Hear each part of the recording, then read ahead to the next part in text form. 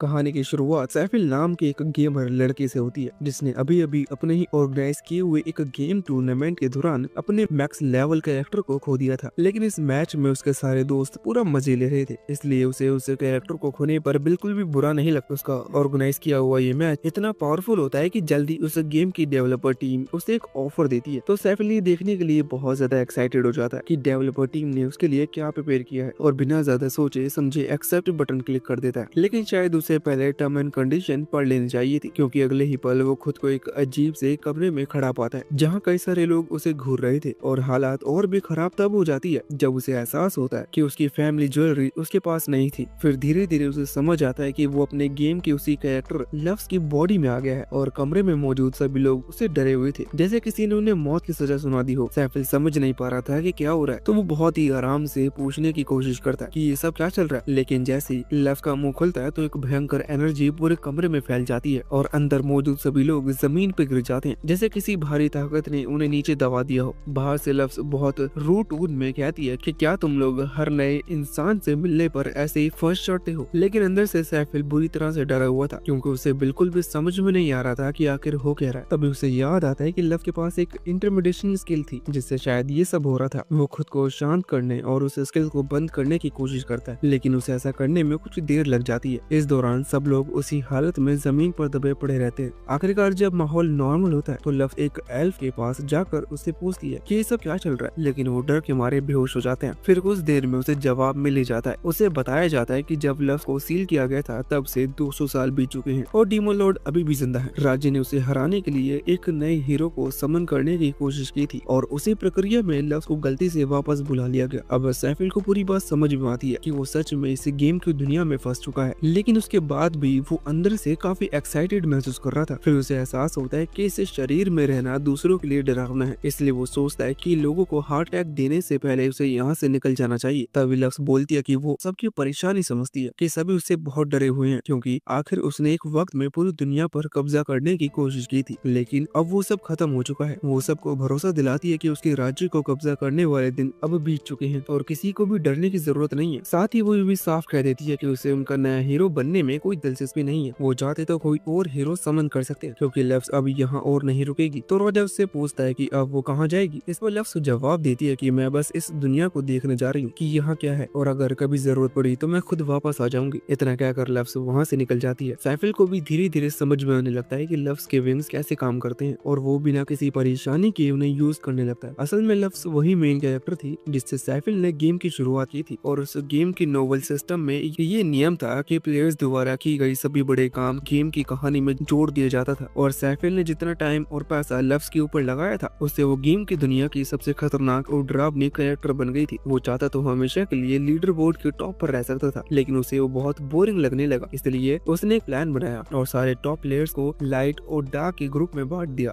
और दोनों के बीच एक जबरदस्त वॉर शुरू करवा दी। उस वॉर का रिजल्ट ये हुआ कि लव्स को हराने के बाद बेस में सील कर दिया गया। वही सैफिल और उनके दोस्तों के लिए वो बस मस्ती थी, लेकिन उनके ऐसा करने के कारण ये दुनिया पूरी तरह तबाह हो गई थी और इसी वजह से अब इस वर्ल्ड में लव से बहुत डरते थे। और मजे की बात ये थी कि जब सैफिल और उसके दोस्त ये वॉर कर रहे थे तो उन्होंने गेम का मेन मकसद यानी कि डीमन लॉर्ड को मारना पूरी तरह इग्नोर कर दिया था, इसलिए आज तक वो जिंदा है। लेकिन अभी लव्स उसके तरफ ज्यादा ध्यान नहीं देती और उसके बाद मैं निपटाने का डिसाइड करती है। फिलहाल वो बस इस दुनिया को एक्सप्लोर करना चाहती है, क्योंकि अभी गेम उसकी असली रियलिटी बन चुकी थी। वो सबसे पहले अपने पुराने बेस पर जाती है। ये वही जगह थी जहाँ से उसने वॉर के दौरान सब कुछ कंट्रोल किया था। ये जगह 200 सालों के बाद भी काफी शानदार लग रही थी, बस वहाँ चारों तरफ थोड़ी धूल मिट्टी जम चुकी थी। लव्स अपने पुराने थ्रोन पर बैठ जाती है और सैफिल अपने दोस्तों के साथ बिताए पुराने मजेदार पलों को याद करने लगता है। वो सोचता है कि कैसे वो सब बेवकूफी भरी बातें करते हुए ग्रुप चैट में हंसते रहते थे, लेकिन अब उसे थोड़ा अजीब सा लगता है, क्योंकि वो सभी चैट वाली बातें ऐसा लग रहा है जैसे वो सच में हुआ हो। तभी लव्स को एहसास होता है कोई उसकी तरफ आ रहा। वो चौकन्नी हो जाती है, क्योंकि यहाँ किसी को भी नहीं होना चाहिए था, लेकिन जब वो उसे देखती है तो सामने एक नीले वालों वाली लड़की होती है जिसका नाम डीना था। वो लव्स को देखकर बहुत एक्साइटेड होती है, क्योंकि वो पिछले 200 साल से उसके पास आने का इंतजार कर रही थी, लेकिन लव्स को बिल्कुल भी याद नहीं होता कि ये लड़की कौन है। और ये जानकर डीना का दिल टूट जाता है। वो कहती है कि वो लव्स की सबसे लॉयल एडवाइजर थी और उसने इतने सालों तक वो अकेले ही इस जगह पर इंतजार कर रही थी, लेकिन इसके बाद भी लव्स को याद नहीं आता कि उसने कभी किसी एडवाइजर की मदद ली हो। फिर सैफिल को अचानक से याद आता है कि जब ये बेस बन रहा था तब उसने सोचा था था कि बैकग्राउंड में एक एनपीसी रखना चाहिए जो उस जगह का ख्याल रखे, और उसी वक्त उसने डीना को वहाँ सेट किया था और फिर उसके बारे में पूरी तरह भूल गया था। तो अब शायद इस दुनिया के रियल बनने के बाद वो एनपीसी की जगह गई थी। सैफ अली को उसके लिए थोड़ा बुरा लगता है कि वो 200 सालों से अकेली यहाँ फंसी हुई थी, इसलिए लव मुस्कुराकर कहती है कि ऐसा कैसे हो सकता है कि मैं तुम्हें भूल जाऊं। डीना तुम्हारे बिना ये बेस सुरक्षित नहीं रह पाता, और ये सुनकर डीना की आंखों में खुशी के आंसू आ जाते हैं। उसके लिए लव के ये शब्द बहुत महत्व रखते थे, लेकिन अब लव को ये जानना था कि इन 200 सालों में दुनिया में क्या क्या बदला है। वो डीना से अभी तक की सारी कहानियां बताने के लिए कहती, तो डीना मुस्कुराकर कहती है कि मुझे सब बताने में खुशी होगी, और फिर वो बोलना शुरू करती है। वो बताती है कि लव की हार के बाद जिन 7 हीरोज ने मिलकर उसे हराया था, उन्होंने अपनी अपनी अलग अलग नेशन बना ली, और 2 सालों में उन 7 में से 4 हीरो अब इस दुनिया में नहीं रहे। वो नेचुरल तरीके से मारे गए थे, लेकिन बाकी 3 जिनकी लाइफ स्पेन ज्यादा लंबी थी वो अब भी जिंदा हैं। लव से सुनकर थोड़ा सोच में पड़ जाती है। वो मन ही मन बड़बड़ाती है कि क्या वो हीरोज अब भी जिंदा हैं जो पुराने फ्रेंड्स थे, या फिर ये सब इस दुनिया के एनपीसी बन चुके हैं। वो डिसाइड करते कि जल्दी वो उन तीनों से मिलने जरूर जाएगी, चाहे वो इंसान हो या बस गेम कैरेक्टर। फिर डीना आगे बताती है कि डीमन किंग ओम अभी भी जिंदा है, और उसके जिंदा होने की एक बड़ी वजह ये भी थी कि लव को सील करने के बाद वो 7 हीरो उसे पूरी तरह हरा नहीं पाए थे। फिर वो कहते हैं कि लव की 12 हेवनली स्टार्स अब तक इस दुनिया में मौजूद, हालांकि उनमें से ज्यादातर अपने अपने रास्ते जा चुके हैं। ये वही ग्रुप था जिसे सैफिल ने बनाया था, 12 बेहद ताकतवर और रेयर मॉन्स्टर एनपीसीज जिन्हें उसने अपने अंडर रखने का सपना देखा था, ताकि उसके पास एक छोटी सी इलाइट आर्मी हो, एक ऐसी फोर्स जो कि हर कमांड पर दुनिया हिला दे। लव बिना डरे पूछती है कि क्या तुम्हें पता है कि वो सब कहाँ हैं? तो डीना तुरंत जवाब देती है कि उनमें से 6 के बारे में मुझे पता है, और उनमें से 2 ने तो शायद डीमन आर्मी ज्वाइन कर ली है। आगे वो थोड़ा झिझक कर कहती है कि शायद उन्होंने हीरो से बदला लेने के लिए ऐसा किया, क्योंकि उन्होंने ही आपको सील किया था। लव को इस सुनकर थोड़ा बुरा लगता है। वो कहती है कि क्या इतनी छोटी बात के लिए उन्होंने मेरा साथ छोड़ दिया? खैर, जब मिलेंगे तो उनकी थोड़ी क्लास लेनी पड़ेगी। हालांकि ये सोचकर उसे सुकून मिलता है कि अब उसके पास करने के लिए कोई काम है। उसकी असली प्लानिंग तो बस दुनिया घूमने और एक्सप्लोर करने की थी, और ये पता लगाने की थी कि बाकी तीनों हीरो भी कहीं उसके जैसे प्लेयर तो नहीं। लेकिन अब उसे सबसे पहले अपने 12 हेवनली स्टार्स को वापस इकट्ठा करना होगा, क्योंकि अगर उनमें से कोई भी बेकाबू हुआ तो उसकी जिम्मेदारी उसी पर आएगी। वो डीना से कहती है कि पहले स्टार का लोकेशन बताओ। डीना तुरंत एक मैप निकालती है और सिविल नाम की जगह पर पॉइंट करते हुए कहती है कि ये एक हीरो पिछले कुछ सालों से रह रहा है, और हेवनली स्टार एरिया कहीं महीनों से उस जगह पर हमला करने की कोशिश कर रहा है। अब इतना सुनते ही लव से खड़ी हो जाती है और कहती है कि हम यहीं से शुरुआत करेंगे, और निकलने ही लगती है। लेकिन डीना उसे जल्दी से रोकती है और कहती है कि हम बिना तैयारी के ऐसे नहीं जा सकते हैं। डीना बताते है कि लव के पास तो एक सिक्का भी नहीं है, और वो खुद उसे पैसा देना चाहती है, लेकिन 200 साल में काफी चीजें बदल गई हैं, और उसका सारा पैसा बस कागज का कबाड़ा बन चुका है। तो लव मुस्कुराकर कहती है कि कोई बात नहीं, हम रास्ते में कुछ पैसे कमा लेंगे। तो डीना सिर पकड़ लेती है और कहती है कि तुम्हारे साथ कौन बिजनेस करेगा? तुम लेजेंडरी कॉन्कर हो, तो लोग तुम्हारा नाम सुनकर ही भाग जाएंगे। तो लव कहती है कि 2 साल हो चुके हैं, अब मुझे कौन ही पहचान पाएगा। इस पर डीना फिर कहती है कि एल्फ जैसी रेस अभी भी जिंदा है, और उन्होंने तो शायद तुम्हारे नाम पर अपने बच्चों को डराना शुरू भी कर दिया होगा। ऊपर से किंगडम ने तुम्हारी वापसी पर पब्लिक वार्निंग भी जारी की है। फिर वो सुझाव देती है कि अगर तुम्हें सच में पैसे चाहिए तो तुम्हें एडवेंचरिंग करनी चाहिए। तो लव्स को एक ट्रेड सिटी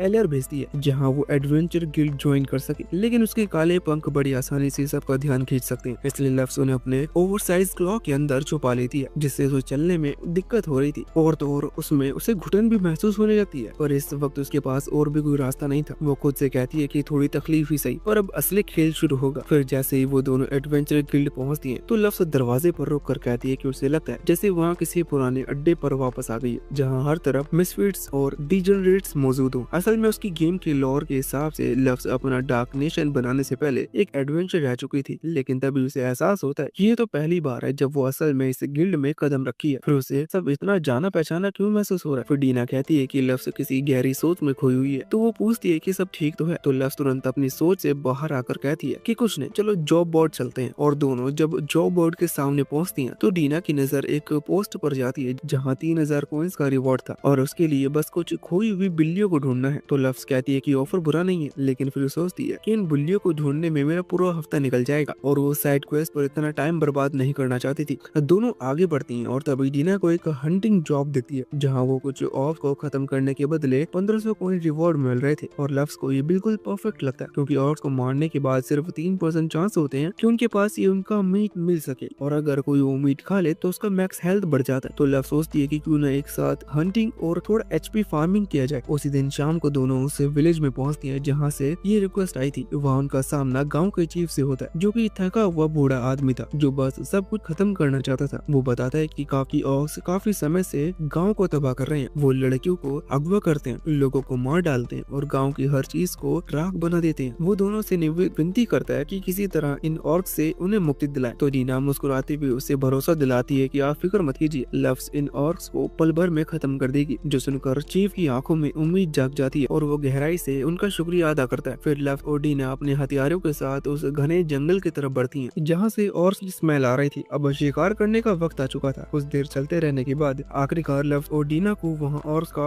डेन मिल जाता है, जहाँ दो ऑर्क्स बाहर पहरा दे रहे थे। लफ्ज तुरंत अपने अटैक की तैयारी करने लगती है, लेकिन तभी उसके दिमाग में एक बात आती है कि मैंने अब तक अपना टेस्ट स्क्रीन तो देखी ही नहीं। तो वो तुरंत उसे खोलती है और राहत की सांस लेती है, क्योंकि उसके सारे मैक्स लेवल एबिलिटी अब भी वैसे ही थे। इसलिए इन ऑर्क्स को खत्म करना उसके लिए कोई मुश्किल का काम नहीं होना चाहिए। अब भी वो थोड़ी झिझक रही थी। स्क्रीन पर किसी को मारना और हकीकत में किसी को मारना, दोनों में जमीन आसमान का फर्क होता है। थोड़ी देर सोचने के बाद वो आखिरकार अपने एक एबिलिटी एक्टिवेट करती है और उसके चारों तरफ बाहर तलवार बन जाती हैं, जो अगले ही पल बिजली की तरह हवा को चीरती हुई उन दोनों ऑर्क्स पर जाके लगती हैं और हवा में चारों तरफ खून की स्मेल फैल जाती है। वो नजारा इतना घिनौना था कि डीनो तो सहम में जाती है, लेकिन लफ्ज के चेहरे पर एक अजीब सी शांति थी, जैसे ये सब उसके लिए बहुत आम बात हो। कुछ ही पलों में पूरे ऑर्क नेक्स्ट को खबर लग जाती है कि कोई घुसपैठिया आया है और सैकड़ों की संख्या में ऑर्क्स बाहर निकल कर आते हैं, जो कुछ ही सेकंड्स में लफ्ज को चारों तरफ से घेर लेते हैं। उनके बीच में एक विशाल ऑर्क खड़ा था, जो कि उनका लीडर भी होता है। अगर कोई भी आम एडवेंचर होता तो अब तक मौत के मुंह में सो चुका होता, लेकिन जैसे ये झुंड लफ्ज पर हमला करने दौड़ता है तो उसे लगता है जैसे सब स्लो मोशन में चल रहे हैं। वो समझ जाती है कि उसे और तलवार बनाने की जरूरत नहीं है। वो हल्के मुस्कान के साथ अपने क्लॉक को पीछे फेंकती है और अगले ही पल गायब हो जाती है। फिर अगले ही पल सिर्फ उसकी तलवार की चमक दिखती है और उसके सिर हवा में उड़ते नजर आते हैं। कुछ ही सेकंड्स में पूरा दिन खामोश हो जाता है और लफ्ज धीरे से उस बड़े ऑर्क के सामने जाकर कहती है कि अरे मैंने तुम्हारी टीम को उड़ा दिया, अब तू क्या करेगा। तो वो विशाल ऑर्क गुस्से में ग्रस्त है और लफ्ज की ओर झपटते हुए पूरी ताकत से उसे मुक्का मारने की कोशिश करता है, लेकिन लफ्ज हिलती तक नहीं। उसके चेहरे पर बस एक हल्की सी मुस्कान थी। वो धीरे धीरे आगे बढ़ती है और अपने पंच से उसे हल्का सा टच करती है और एक सेकंड बाद ही उस ऑर्क के सिर में एक बड़ा छेद बन जाता है। इस तरह से वो सभी ऑर्क को बिना किसी मेहनत के मार देती है। वो वाकई बहुत ज्यादा स्ट्रॉन्ग थी, इतने की डीना भी कुछ पल तक बस उसे देखती रह जाती है। उसके बाद फिर वो आगे बढ़कर ऑर्क की लाशों को हार्वेस्ट करने लगती है। वो बहुत खुश हो जाती है जब उसे पता चलता है कि एक ऑर्क का टेंडरलॉइन अब भी सलामत है। डीना के मुताबिक ऑर्क की सारी वाइटलिटी उनके टेंडरलाइन में जमा होती है। अगर वो हिस्सा डैमेज ना हुआ हो और कोई उसे खा ले तो वो सारी एबिलिटी सीधा शरीर में ट्रांसफर हो जाती है। डीना मुस्कुराते हुए कहती है जब हम लौटेंगे तो मैं तुम्हारे लिए इसका स्पेशल मीट तैयार करूंगी। इतना कहकर वो एक के बाद एक पोर्टल्स बनाती जाती हैं और सभी ऑर्क की बॉडीज उन पोर्टल में स्टोर कर लेती है। तो उसकी एबिलिटी देखकर लव थोड़ा हैरान रह जाती है। उसे पता था कि डीना के पास ऐसी एबिलिटी भी है, लेकिन वो मन में सोचती है कि अगर कभी मुसीबत आई तो ऐसी टेलीपोर्टेशन स्किल उनके बहुत काम आने वाली है। अब आगे उनका काम था ऑर्क द्वारा अगवा की गई औरतों को बचाने का। तो कुछ ही देर में वो दोनों अंदर तक पहुंच जाती हैं और वहां उन्हें दर्जनों औरतें मिलती हैं। डीना को ये देखकर बहुत ज्यादा हैरानी होती है कि सभी औरतें पूरी तरह ठीक हैं और किसी को कोई चोट नहीं लगी। तो लव कहती है कि ये तो नॉर्मल है, गेम की लॉर में लिखा था कि ऑर्क असल में औरतों के साथ बहुत अच्छा व्यवहार करते हैं, बस उनकी शक्ल बहुत खराब होती है और उनका करिश्मा स्टेज बेहद लो होता है। तो वो किसी को इम्प्रेस करने की कोशिश नहीं करते और सीधे किडनैपिंग पर उतर आते हैं। ये जानकर डीना हैरानी से कहती है कि क्या ये डरावने मॉन्स्टर भी जेंटलमैन हो सकते हैं, लेकिन लव कहती है कि जो भी हो इस बात से फर्क नहीं पड़ता, किडनैप करना भी गुनाह है। फिर वो एक विशाल रॉक फीस्ट समन करती है और पूरे गुफा पर गिरा देती है ताकि कोई ऑर्क जिंदा न बच सके। तभी डीना थोड़ा झिझकते हुए पूछती है कि क्या मैं इन लड़कियों की यादें मिटा दूं ताकि उन्हें उन बदसूरत चेहरों की याद न रहे। तो लफ्ज तुरंत ही उसकी तरफ देख कर कहती है कि रुक जाओ, तुमने इतनी कैजुअली मेमोरी वाइप करने की बात कह दी जैसे ये कोई रोजमर्रा का काम हो। वो सोच कर पूछती है कि क्या तुम सच में किसी की यादें मिटा सकती हो। तो डीना बड़े आराम से जवाब देती है कि हाँ, ये तो बहुत ईजी है, अगर मैं चाहूँ तो किसी की पर्सनैलिटी भी पूरी तरह से बदल सकती हूँ। ये जानकर लफ्ज को डीना की पावर थोड़ी डरावनी लगती है, पर फिर भी वो शांत होकर कहती है कि नहीं, इसकी जरूरत नहीं है। इन लोगों ने बहुत कुछ देखा है, लेकिन उन्हें इसे झेलना सीखना होगा। हमें बस इन्हें सुरक्षित गांव तक पहुंचाना है। उसके बाद वो एक गोलम समन करती है और उसे आदेश देती है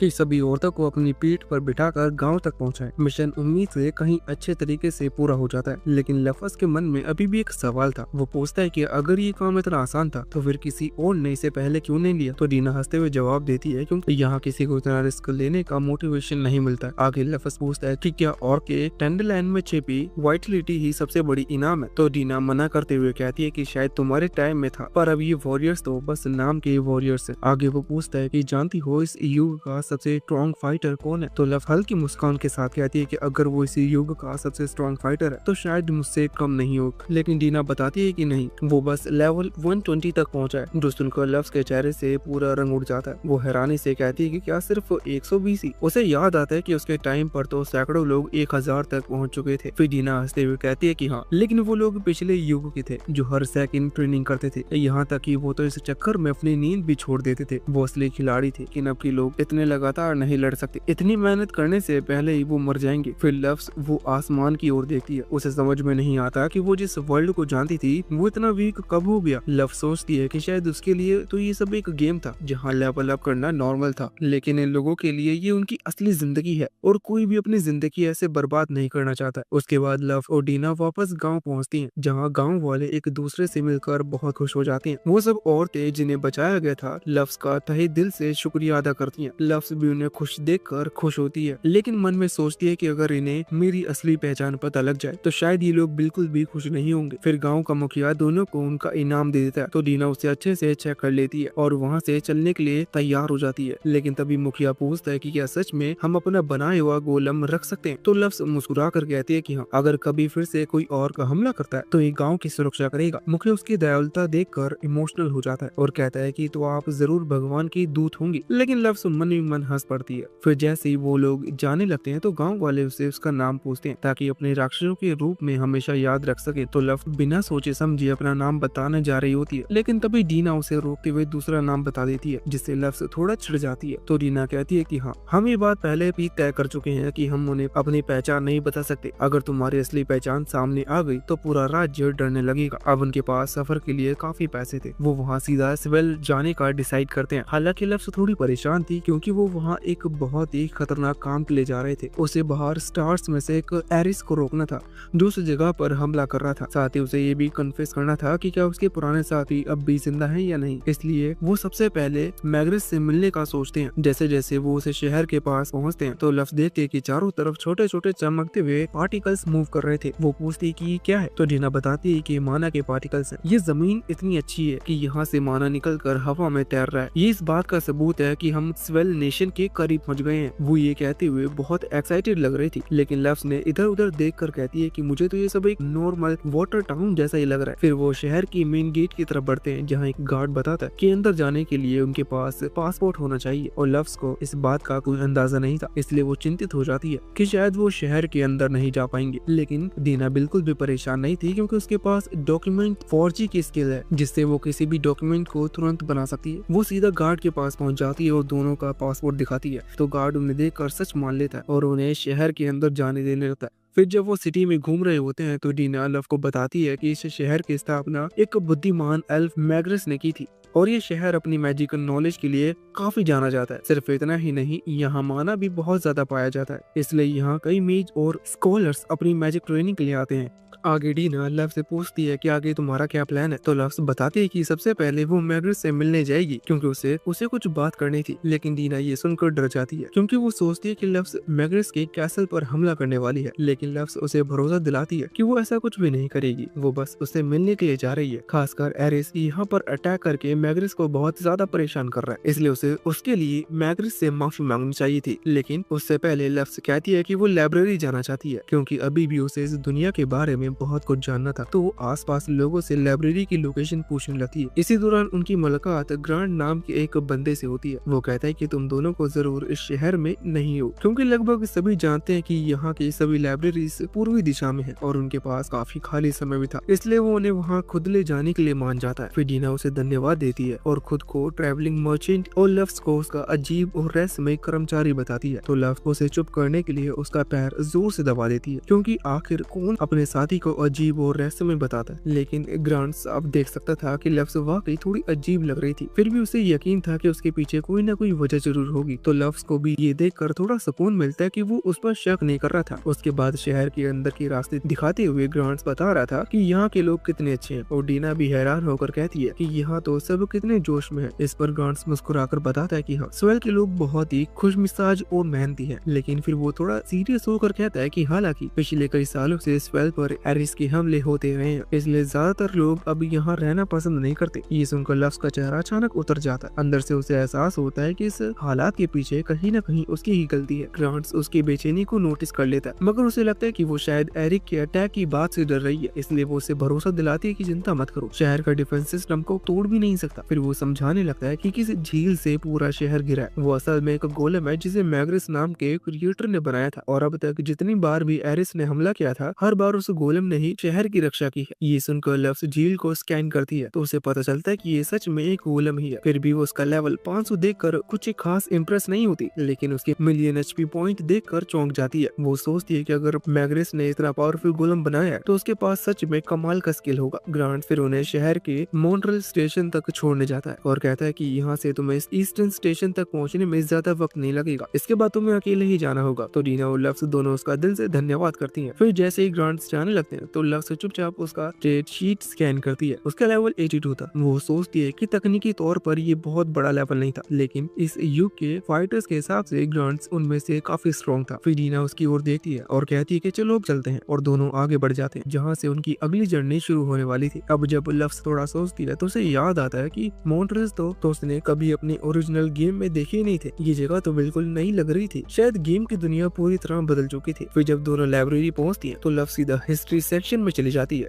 उसे जानना था कि इस 200 साल में जब तक वो सील्ड थी उस दौरान यहाँ क्या क्या हुआ था। वो एक के बाद एक बुक्स पलटने लगती है, लेकिन तभी उसकी नजर कुछ अजीब किताबों पर पड़ती है। वो 3 किताबें ऐसी थी जिनमें लिखा था कि सातों हीरोज ने लफ्स को सील करके बहुत बड़ी बेवकूफी की थी। ये देखकर लफ्स थोड़ी चौंक जाती है कि ये शहर मैग्रिस चला रहा है, जो खुद उन्हीं 7 हीरोज में से एक था। तो फिर यहाँ ऐसी किताबें कैसे रखी जा सकती हैं? तो रीना कहती है कि शायद इसलिए क्योंकि मैग्रिस ने यहाँ कोई डिक्टेटरशिप नहीं बनाई है, उसने लोगों को बोलने की आजादी दी है, इसलिए कोई भी उसके बारे में जो चाहे वो कह सकता है। वो आगे समझाती है कि असल में लोग 7 हीरोज से नफरत नहीं करते, बस अब उन्हें लगता है कि लफ्स इतनी बुरी भी नहीं थी जितना सबने समझा था। लफ्स सब कुछ चुपचाप सुनती रहती है और डीना आगे कहती है कि 2 साल बीत चुके हैं, उस वक्त लोग उससे बहुत डरते थे, लेकिन वो डर धुंधला पड़ चुका है। कुछ लोगों ने तो मानना शुरू कर दिया है कि लफ्स का शासन उतना बुरा भी नहीं था। फिर लफ्स एक किताब पढ़ती है जिसमें लिखा था कि 200 साल पहले कहीं से एक रहस्यमयी ब्लैक विंग अचानक प्रकट हुई थी, जिसने पूरी दुनिया को एक झटके में अपना शासन के अधीन कर लिया। लेकिन असल में उसने बस सबको साथ मिलाया था। वो सख्त थी लेकिन क्रूर नहीं थी, और उसके राज में बहुतों की जिंदगी बेहतर हो गई थी। लेकिन इंसानियत ने अपनी आजादी वापस पाने की चाहत में उसे अस्वीकार कर दिया, और 7 हीरोज ने मिलकर उसे सील कर दिया। और अगर यहीं तक बात रहती तो शायद सब ठीक होता, लेकिन उस वक्त तक पूरी डीमन आर्मी को रोकने वाले डर बस लफ्स और उसके 12 स्टार्स ही थे। इसलिए जैसे ही लफ्स को सील किया गया, डीमन आर्मी ने उस मौके का फायदा उठाया और इंसानियत पर हमला बोल दिया। उसके बाद हीरोज ने डीमन आर्मी को रोकने की कोशिश की थी, लेकिन उनकी ताकत पहले जैसी नहीं रही थी, इसलिए वो हार गए और धीरे धीरे इंसानों की धरती डीमन के कब्जे में आती रही और अब पूरी तरह मानव जाति मिटने की कगार पर थी। ये सब जानकर लफ्स के दिल में बेचैनी उठने लगी। वो सोचती है कि मैंने जो युद्ध शुरू किया था वो तो बस खिलाड़ियों के बीच मजे के लिए था। किसी ने मुझे नहीं बताया कि उससे ये दुनिया तबाह हो जाएगी, और लाइब्रेरी की इस यात्रा ने उसे उसकी गलती का एहसास करा दिया। अब वो जानती थी कि उसे क्या करना है। वो जल्दी से एरिस से मिलकर सब कुछ ठीक करना चाहती थी, लेकिन तभी जमीन अचानक से जोर से हिलती है। पूरी सिटी में भूकंप जैसा झटका लगता है और चारों तरफ सायरन बजने लगते हैं और सभी मशीनरीज को बॉर्डर पर बुलाया जाता है और उन्हें दुश्मन की हमले के लिए तैयार रहने का आदेश दिया जाता है। तो लफ्स चारों ओर हुई नुकसान को देखती है और डीना से पूछती है कि क्या यहाँ तक इतने बड़े भूकंप अक्सर आते रहते हैं। तो डीना जवाब देती है कि नहीं, ऐसा तो पहले कभी नहीं हुआ। और ये जानकर लफ्स तुरंत समझ जाती है कि जरूर एरिस की किसी स्किल का असर है, और वो जल्दी ही पूरी ताकत से हमला करने लगता है। तो वो वक्त बर्बाद नहीं करती और तुरंत एक ग्लाइडर बनाती है और डीना को साथ चढ़ने को कहती है। फिर आगे जाते हुए उसे एक चीज समझ नहीं आ रही होती। वो सोचती है कि एरिस तो हमेशा एक मासूम भीड़ जैसे मॉन्स्टर के रूप में जाना जाता था और वो किसी पर भी इस तरह से अटैक नहीं कर सकता, तो फिर वो ऐसा क्यों कर रहा है? क्या सच में ये सब इसलिए हुआ क्योंकि मुझे सील कर दिया गया था, या फिर इसके पीछे कुछ और कारण है? उसे एक और बात बहुत परेशान कर रही थी कि उसे एरिस की सारी बातें कैसे याद है। जबकि उसने गेम में उससे कभी मुलाकात भी नहीं की थी। लेकिन अभी उसके पास इन सवालों के जवाब ढूंढने का समय नहीं था। पहले उसे किसी भी कीमत पर एरिस को रोकना था। आगे हमें पास्ट का सीन दिखाया जाता है जब एरिस बस एक छोटा सा मेमना था। वो अकेले जंगल में भटक रहा था और तभी वो लव से टकरा जाता है। लव उसे देखकर हैरान हो जाती है क्योंकि उसके सामने जो खड़ा था वो कोई साधारण भेड़ नहीं बल्कि एक रेनबो शिप था, एक लेजेंडरी मॉन्स्टर जिसके बारे में कहा जाता था कि वो हर 500 साल में सिर्फ एक बार जन्म लेता है। वो धीरे धीरे उसके करीब जाने लगती है, लेकिन जैसे ही वो कदम बढ़ाती है तो वो छोटा मेमना डर के मारे पीछे हट जाता है और रोने लगता है। लव उसकी आंखों से बहते आंसू को देखकर अंदाजा लगाती है कि शायद ये बेचारा जन्म से ही इंसानों और मॉन्स्टर से भागता फिर रहा है, क्योंकि उसकी ऊन का एक एक रेशा सोने से भी ज्यादा कीमती था। फिर वो उससे सीधा पूछती है कि अगर तुम्हें अपनी हालत पर इतना अफसोस है तो इन आंसुओं से क्या होगा? अगर तुम्हें अपनी ऐसी हालत पसंद नहीं तो उन लोगों के खिलाफ लड़ो जो तुम्हें सताते हैं, वरना जिंदगी भर आंसू ही बहाते रह जाओगे। उसके शब्दों में कुछ ऐसा था जिसने उसे छोटे से एरिस के दिल में आग जला दी। एरिस ने अपने आंसू पूछे और उसी पर लव्स पर हमला कर दिया, जो देखकर लव्स पहले तो हैरान हुई लेकिन फिर मुस्कुरा देती है। उसे उसका ये अंदाज काफी पसंद आया था। फिर वो उसे वापस नीचे खड़ा कर देती है और कहती है कि मेरे साथ चलो, लेकिन एक दिन मैं पूरी दुनिया पर राज करूंगी और मैं चाहती हूँ कि तुम मेरा पहला साथी बनो। आगे वो पूछती है कि वैसे क्या तुम्हारा कोई नाम है? तो वो मेमना नाम है सिर हिला देता है। फिर लव्स आसमान की ओर देखती है और कुछ देर सोच कर कहती है कि अब से तुम्हारा नाम एरिस होगा। यहाँ से सीन प्रेजेंट में आती है जहाँ ग्रांट्स और उसके सिपाही पूरी रफ्तार से एरिस की फोर्स को रोकने के लिए जा रहे होते हैं, क्योंकि ये साफ था कि एरिस एक फुल स्केल अटैक की तैयारी कर रहा है। उसके बाद जैसे ही ग्रांट्स फ्रंट लाइन पर पहुंचता है तो उसके सामने मॉन्स्टर की एक विशाल सेना थी जो शहर के गेट की ओर बढ़ रही थी। उसे डर लगने लगता है कि इतने दुश्मनों को रोकना तब तक नामुमकिन है जब तक मुख्य सेना तैयार न हो जाए। और पहले आया भूकंप शायद एरिस की वॉर डिक्लेरेशन थी, क्योंकि चाहे वो उनसे कितना भी नफरत क्यों न करता, लव्स ने एक सख्त नियम बनाया था कि कोई भी बिना घोषणा किए हमला नहीं कर सकता, और एरिस ने अब तक उस नियम का पूरी श्रद्धा से पालन किया था। कुछ देर बाद शहर के एडवांस फोर्स भी वहां पहुंच जाती है। उन्हें आदेश दिया जाता है कि सभी मेज और आर्चर्स फायर करें और मॉन्स्टर को नजदीक आने से रोकें। फिर तीर और मैजिक बर्ड्स की बारिश शुरू हो जाती है और कई मॉन्स्टर मारे जाते हैं। उसके बाद बाकी सैनिक भी लड़ाई में कूद पड़ते हैं ताकि बाकी दुश्मनों को तब तक रोका जा सके जब तक मेन फोर्स न आ जाए। ग्रांट सबसे आगे लड़ रहा होता है। उसकी तलवार हवा में चमक रही थी और हर वार के साथ एक मॉन्स्टर गिरता जा रहा था, लेकिन उसके साथ ही उतनी मजबूत नहीं थे। उनमें से कई को मॉन्स्टर ने बेरहमी से काट डाला। हालत बिगड़ते जा रहे थे और ग्रांट्स को लगने लगा कि अब ज्यादा देर तक टिकना नामुमकिन है। तभी अचानक आसमान से बर्फ की नुकीली बूंदें जैसे अनगिनत आइस स्पाइक गिरने लगे और पूरा मैदान एक पल में ही जम गया। सभी लोग पलट कर शहर की ओर देखते हैं तो वहाँ से दो लोग मैग्रिस और उसका वोटर गोलेम लीविया आ रहे थे। उन्हें देखकर सभी को राहत मिली कि उनका गार्डियन उन्हें बचाने के लिए पहुंच चुका है। फिर मैग्रिस कहता है कि सब पीछे हट जाओ, बाकी काम लिविया संभाल लेगी, और लिविया को अटैक करने का आदेश दे देता है। कुछ ही पलों में लिविया अपनी वाटर मैजिक से दर्जनों मॉन्स्टर को एक ही वार में मिटा देती है। वहीं दूसरी ओर लव्स ये सब दूर से देख रही थी। अगर हालत बिगड़ते तो वो खुद उस लड़ाई में दखल देने वाली थी, पर अब जब लिविया और मैग्रिस दोनों मैदान में उतर चुके थे तो उसे लगा उसकी जरूरत नहीं पड़ेगी। मैग्रिस को देखकर वो कहती है कि क्या इसके स्टेट अब भी पहले जैसे ही हैं जब हम साथ खेला करते थे। वो चुपचाप उसकी स्टेट स्क्रीन खोलती है और उसे देखकर हैरान रह जाती है। मैग्रेस अब सिर्फ वो 500 लेवल पर था और उस पर एक अजीब सा कर्स लगा हुआ था। कर्स साफ था, कर्स ऑफ द वैनिक्विज्ड। लव्स कुछ देर तक उस स्क्रीन को देखती रहती, मानो समझने की कोशिश कर रही हो कि इतने सालों में आखिर क्या बदल गया। लव्स ने पहले कभी ऐसा कर्स नहीं सुना था, तो वो तुरंत डीना की तरफ मुड़कर पूछती है कि क्या तुम्हें पता है ये है क्या।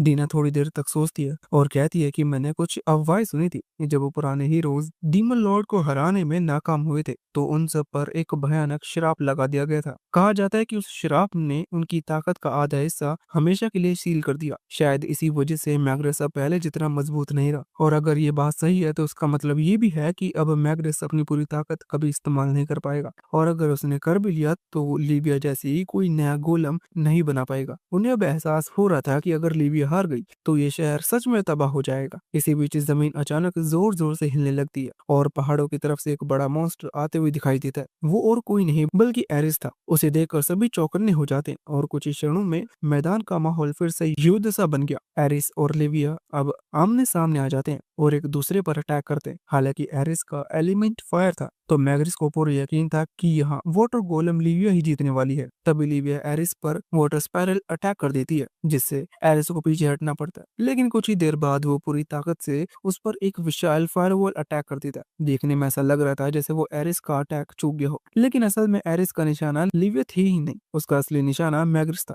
मैग्रिस बिना किसी सुरक्षा के अकेले खड़ा था, लेकिन ठीक उससे पहले कि वो धमाका उसे लगता, लिविया बिजली की तेजी से आगे बढ़ गई और अपने वाटर मैजिक का यूज करके पूरी आग बुझा दी। मैग्रिस राहत की सांस लेता है और लिविया को आदेश देता कि पूरे मैदान को टीडल वेव बनाकर एरिस पर अटैक करो, और लिविया बिल्कुल वैसा ही करती है। लेकिन एरिस अपनी फ्लेम हॉप स्किल एक्टिवेट करके हवा में छलांग लगाते हुए सीधा मैग्रिस की ओर बढ़ने लगता है। तो मैग्रिस खुद को बचाने के लिए जल्दी से अपने सामने एक बैरियर बना लेता है, पर अभी उसके पास सिर्फ आधी ताकत थी, इसलिए वो ज्यादा देर टिक नहीं पाया। एरिस की फायर एनर्जी ने धीरे धीरे उस ढाल को क्रैक कर दिया, लेकिन इससे पहले कि वो उसे पूरी तरह तोड़ पाता, लिविया पीछे से अटैक करके एरिस का गला पकड़ लेती है, जिससे एरिस हिल भी नहीं पा रहा था, जो देखकर सारे सैनिक चिल्लाने लगते हैं कि उसे खत्म कर दो। वहीं डीना लव्स से पूछती है कि तुम्हारे हिसाब से अब क्या होगा, तो लव्स जवाब देती है कि जहाँ तक इस बैटल की बात है, लिविया जीत जाएगी, लेकिन इसका मतलब ये नहीं कि वो इस वॉर को भी जीत लेगी। आगे वो बोलती है कि एरिस के अटैक को रोकने में लिविया की एचपी लगभग खत्म हो चुकी है, और मुझे शक है कि यही एरिस की असली योजना थी। एरिस जानता था कि वो लिविया को 1v1 बैटल में नहीं हरा सकता, इसलिए उसने एक अलग स्ट्रेटेजी बनाई। वो लगातार उस पर अटैक करता रहा, जिससे धीरे धीरे उसकी हेल्थ कम हो गई, और अब वो उसके पीछे हटने का इंतजार कर रहा है ताकि उसे दोबारा हमले करने का मौका मिल सके। लव्स उसकी इस योजना से काफी इम्प्रेस हुई थी। उसे उम्मीद नहीं थी कि एरिस इतना लॉजिकल सोच पाएगा। वो जान चुका था कि लिया अपने भारी शरीर के कारण पीछे हटते हुए दुश्मन का पीछा नहीं कर सकती। इसका मतलब ये था कि अगर वो ऐसे ही अटैक करता रहा तो आखिरकार जीत उसी की होगी। लेकिन लव्स उसे ऐसा करने नहीं दे सकती थी, क्योंकि अगर एरिस ने सच में लिविया को डिस्ट्रॉय कर दिया तो शहर की सारी उम्मीदें खत्म हो जाएगी। इसलिए वो खुद मैदान में उतरने का फैसला करती है। अगले ही पल वो डीना का हाथ पकड़कर मैदान में जंप कर देती है। वहीं एरिस अपने अगले पावरफुल ब्लास्ट की तैयारी कर रहा था। तभी अचानक लव्स हवा में घूमते हुए उसे एक जबरदस्त किक मारती है और उसे पहाड़ों के पार फेंक देती है, जो देखकर पूरा मैदान, सैनिक, मैग्रिस और यहाँ तक कि डीना भी, सबकी आंखें फटी रह जाती। वो भयानक मॉन्स्टर जिससे लिविया भी लगभग हार ही गई थी, वो बस एक ही बार में उड़ता हुआ दूर जाके गिरता है। मैग्रिस सोच में पड़ जाता है कि आखिर ये है कौन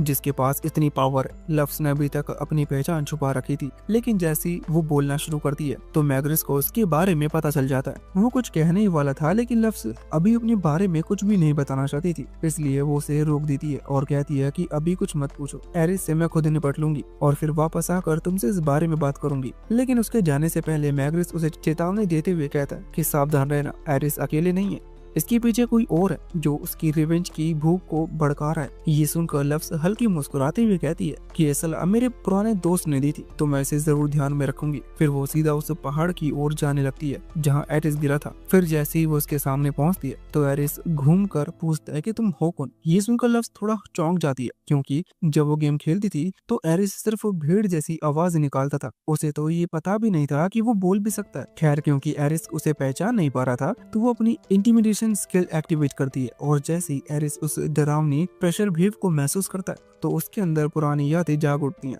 वो उस एहसास को पहचानता है जो उसे अपने मास्टर से मिला था, लेकिन फिर भी वो लव्स पर यकीन नहीं करता, क्योंकि उसके हिसाब से लव्स तो बहुत पहले ही मर चुकी थी। लव्स खुद भी पूरी तरह पक्की नहीं थी कि क्या वो ओरिजिनल लव्स मानी जाएगी या नहीं, क्योंकि वो रेनकार्नेट होकर यहाँ आई है। पर एक बात तो तय थी कि ये शरीर लव्स माफल का ही था, क्योंकि वो सचमुच लव्स जैसी दिख रही थी। पर वो खुद को समझता है कि नहीं, ये एक झूठी है, मास्टर कभी वापस नहीं आ सकती, और वो पूरे जोश जुटाकर फुल पावर में अटैक करने के लिए तैयार हो जाता है, जो देखकर लव्स एक्साइटेड हो जाती है। कई सौ साल में ये पहला मॉन्स्टर था जो शायद उसका वार झेल पाएगा। उसके लिए एक रियल फाइट थी। एरिस पूरी ताकत से उस पर चार्ज करता है, जिससे जमीन कांप उठती है और कुछ 100 मीटर तक वो लव्स को पीछे धकेल देता है। पर फिर अचानक से लव्स एक ही हाथ से उसे बहुत आसानी से रोक देती है और हंसते हुए कहती है कि 200 साल में तुमने काफी तरक्की कर ली है। फिर एरिस और जोर लगाता है, लेकिन लव्स हिलती भी नहीं। वो उसे देखकर बोलती है कि तुम कितने प्यारे लगते हो जब तुम इतनी कोशिश करते हो, चलो मैं तुम्हारी मेहनत का इनाम देती हूँ। और अगले ही पल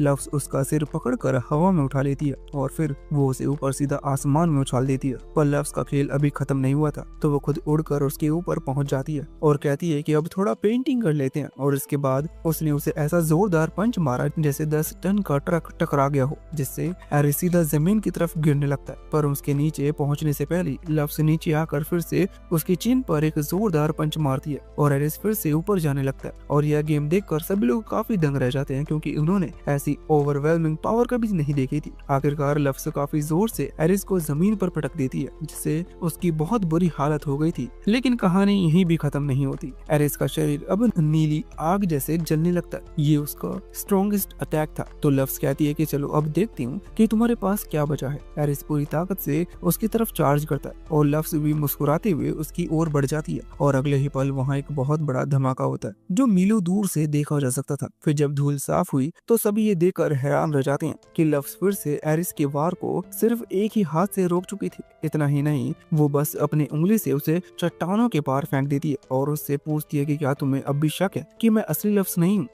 तभी एरिस अचानक से बाहर आता है और जंप करते हुए इंसानी रूप में बदल जाता है और लव्स के गले लगकर माफी मांगते हुए कहता है कि मास्टर माफ करना, मैंने आपको पहचानने में गलती कर दी। यहाँ लव्स थोड़ी हैरान रह गई। उसे पता था कि एरिस का ह्यूमन फॉर्म है, पर उसने उसे कभी इतना फैन बॉय टाइप का नहीं बनाया था। फिर अचानक उसे अपना पुराना ग्रुप चैट याद आता है, जहाँ वो और उसके दोस्त मजाक में एरिस को फैन बॉय डिजाइन देने की बात कर रहे थे और उसने भी हाँ कर दी थी। लगभग 20 मिनट तक लगातार माफी मांगने के बाद एरिस आखिरकार शांत हो जाता है। तो लव्स उसका स्टेटस स्क्रीन देखती है। उसका लेवल तो वही था जो गेम के वक्त था, लेकिन उसकी एबिलिटी में काफी सुधार आ गया था। शायद ये 200 साल तक उसकी मेहनत का नतीजा था। फिर लव्स कहती है कि मैंने अपनी वारा हेवनली स्टार्स को वापस लेने आई हूँ और तुम मेरे पहले स्टार हो, तो इसके लिए ना मत कहना। ये सुनकर एरिस की आंखों में चमक लौट आती है और वो कहता है कि मुझे खुशी है कि आप पहले मुझे लेने आई। मैं दोबारा आपके साथ रहने के लिए तैयार हूँ, लेकिन पहले वो कुछ चीजें जानना चाहता था। वो जिज्ञासा से पूछता है कि मास्टर, वो नीले बालों वाली औरत कौन थी?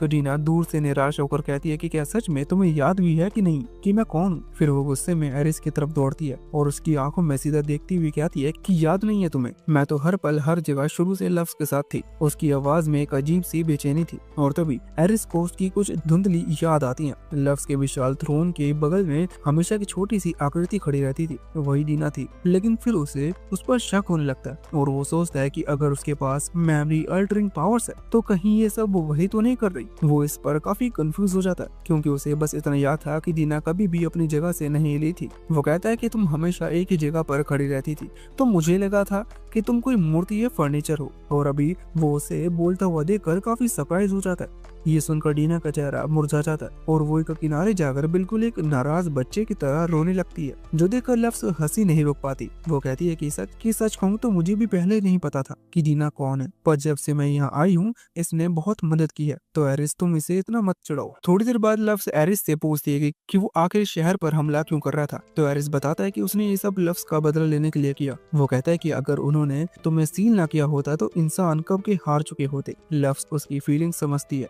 और उसे ये सब भी अच्छा लगता है कि एरिस ने उसकी खातिर इतना किया, लेकिन वो साफ कह देती है कि उसे इंसानों से कोई बदला नहीं लेना है। फिर उसे अचानक मैग्रेस की बातें याद आती हैं, तो वो एरिस से पूछती है कि तुम्हें बदला लेने के लिए किसने कहा। तो एरिस जवाब देता है कि वो एक डीमन था और उसी वक्त डीमन कॉन्टिनेंट में वही डीमन मार्क्स अपनी सेना तैयार कर रहा होता है। उसका प्लान था कि जैसे ही एरिस लिविया की फोर्स को कमजोर करेगा, वैसे ही वो उन पर हमला कर देगा। मार्क्स ने लेवल 80 से ऊपर के राक्षसों की पूरी फौज बना ली थी। उसे पूरा यकीन था कि अब कोई इसे रोक नहीं सकता। वो सबको आदेश देता है कि चलो वहाँ के हर इंसान को मिटा दो। लेकिन ठीक उसी पल आसमान से एक जबरदस्त धमाका होता है और लव्स उसके किले के सामने आकर लैंड करती है। उसके उतरते ही मार्क्स की पूरी सेना पल भर में खत्म हो जाती है, जो देखकर मार्क्स हैरान हो जाता है। उसे नहीं पता था कि ये औरत कौन है, लेकिन वो उसे बहुत पावरफुल लगती है, इसलिए वो खुद उससे बात करने के लिए नीचे आता है। इसी बीच एरिस भी वहाँ पहुँच चुका था। तो मार्क्स उसे देखकर पूछता है कि तुम वापस क्यों आ गए? क्या अब तुम्हारी इंसानों से नफरत खत्म हो चुकी है? इस पर एरिस जवाब देता है कि नफरत तो अभी भी है, लेकिन अब समझ आया है कि उन्हें मिटाने से ना मुझे कुछ मिलेगा ना लव्स को। फायदा सिर्फ तुम जैसे डीमंस का होगा। और फिर वो मार्क्स को ये सब यहीं खत्म करने के लिए कहता है। तो मार्स कहता है कि मुझे पता था कि एक दिन ऐसा जरूर होगा, अब जब तुम मेरे काम के नहीं रहे तो तुम्हें मिटा ही देता हूँ। तभी लव्स बीच में आ जाती है और एरिस को पीछे रहने के लिए कहती है। और मार्स थोड़ा हैरान था कि इंसानों के साथ अब भी कोई इतना ताकतवर है, लेकिन उसे खुद पर कॉन्फिडेंस होता है कि वो उसे हरा देगा क्योंकि वो 7 डीमन जनरल में से एक था। फिर वो अटैक की तैयारी करने लगता है और साथ में बताने लगता है कि ये कैसे काम करती है, जो सुनकर लव्स बोर हो जाती है और अगले ही पल उसका मुक्का सीधे मार्स के चेहरे पर लगता है, जिससे मार्स आसमान में उछलता हुआ दूर उड़ जाता है। इसे निपटने के बाद लव्स जाने की तैयारी करने लगती है, लेकिन उससे पहले उसे एक बात याद आती है और वो एरिस से पूछती है कि वो 7 डीमन जनरल्स कौन है। एरिस उसे बताने ही वाला होता है कि अचानक हवा में एक पोर्टल खुलता है और डीना बाहर निकलती है। वो मुस्कुराती हुए कहती है कि उनके बारे में मैं बता देता हूँ। ये 7 जनरल्स 8 साल पहले बनाए गए थे और ये सभी डीमन लॉर्ड के सबसे ताकतवर सबॉर्डिनेट्स थे। लव्स ये सुनकर हैरान रह जाती है कि क्या मार्स भी उनमें से एक था, लेकिन उसका लेवल तो मुश्किल से 300 ही होगा। दीना सिर हिलाकर कहती है कि हाँ, लेकिन अब हालात बहुत बदल चुके हैं। सिर्फ इंसान नहीं, डीमंस भी कमजोर हो चुके हैं।